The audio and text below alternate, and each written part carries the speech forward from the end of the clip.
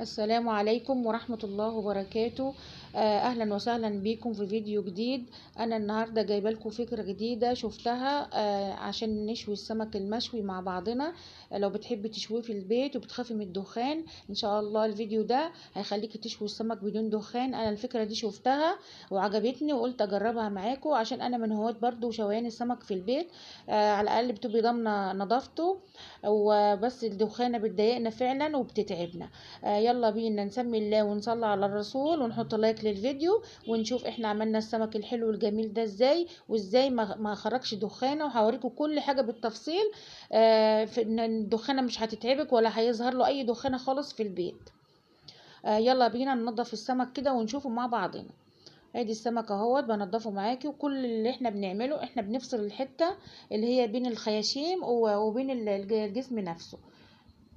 بعد كده بنفضيه كده بمعلقه صغيره من عندنا في البيت. ده لو انت عاوزه تحشيه من غير ما تفتحي بطنه. مش هنفتح بطنه، هنحاول نفضيه كده ونفضي البطن والحاجات اللي جواه بالشكل ده. ونجيب طبعا فرشه سنان صغيره كده نظيفه، هيتنضف البطن كله ولا هيبقى فيه اي حاجه. حتى السمار اللي بيبقى فيه كده لما بنجيبه جاهز من بره، الفرشه هتنضفه، هيبقى انضف من اللي احنا بنجيبه طبعا. بالشكل ده ما فيهاش اي تعب ولا اي حاجه. في ناس بتشكي ان برضو السمك المشوي ان لما يكون فاتحين بطنه ويحطوا فيه الحشوه بتقع منهم في ساعه لما بيجوا يشوه. بالطريقه والشكل ده بقى نضيف جدا وسهل جدا. خلاص نضفنا كل الكميه. نجهز بقى شويه ميه وشويه ملح، وبنقع فيهم السمك بالطريقه اللي حضراتكم شايفينها دي، طبعا في الملح والليمون.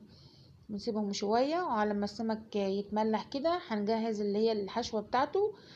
ده عبارة عن توم وفلفل شطة وطماطميتين كده وشوية فلفل رومي. ممكن تعمليها في الكبة، وممكن تعمليها في الهون. انا بصراحة انا بحب ادوق الدقة بتاعة السمك في الهون.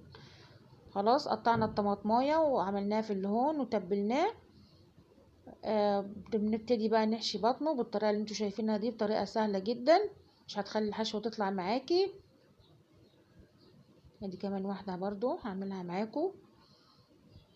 التتبيلة طبعا بيبقى عليها ملح وكزبرة وكمون وشوية بابريكا.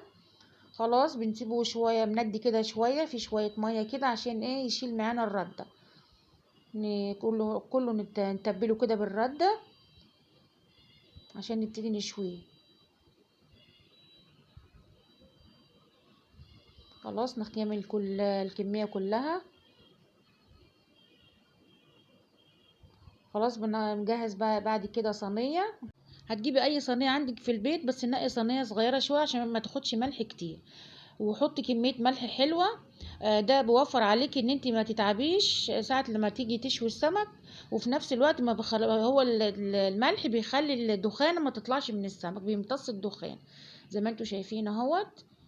كانت فكرة حلوة جدا فعلا. كنت ما اجي اشوي سمك لازم البيت يبقى كله دخانة، والعمارة كلها تعرف ان انا بشوي سمك.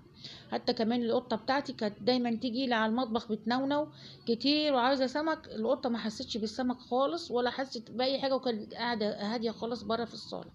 وهوت احنا بنقلبه على الوش التاني اهو، بيبتدي يتشوي. اي حتة هتطلعلك دخانة اعرفي ان هي ما فيهاش ملح كفاية. نبتدي نقلبه كده. والله كانت فكرة جميلة جدا، نفسي تجربوها. انا فرحت لما شفتها عشان انا دايما بشوي السمك في البيت عندها. القطة قاعدة هادية اهي، وانا في المطبخ جوه بشوي السمك ولا حست باي حاجة. كانت لازم تيجي وتقعد تنونو في المطبخ، ولازم اديها سمك من اللي انا بشويه على النار. يعني كمان ما حسيتش باي حاجة ولا دخانة ولا اي، بيبقى البيت معبق. وكمان هتنفعك الفكرة دي في السمك البوري، لانه فيه بالنسبة الدهون عالية بيخرج دخانة كتير جدا. الحتة اللي بتجيب دخانة اهي حطيت عليها شوية ملح بس. خلاص كده اهو، حاجات بسيطة وتشوى واللحم استوى اهو معانا، ما خدتش اي حاجة ولا هتبوظ الصينية ولا اي حاجة. هنحط كمان رصة، بتقليش من الملح. الملح بتنفضيه كده عادي بينزل من السمكية.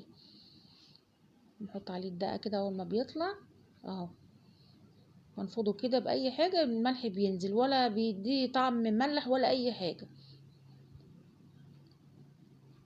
فعلا اللي ادانا الفكرة دي جزاه الله كل خير، عشان في ناس بتكح جامد ساعة شوية السمك. ادي الصينية اللي انا شويت فيها السمك اهي، ولا فيها اي حاجة، وده كله بيطلع اهو.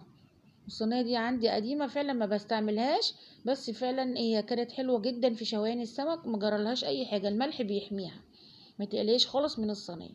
خلاص هنبتدي نرصه ونحط له الدقة بتاعته، التتبيلة بتاعتها. يا ريت تجربوا الفكرة ديت ويا رب يكون الفيديو عجبكم، وما تنسوش تدعموني باللايك والشير والاشتراك في القناة، وبألف هنا وشفا، وشكرا لحسن متابعتكم، والسلام عليكم ورحمة الله وبركاته.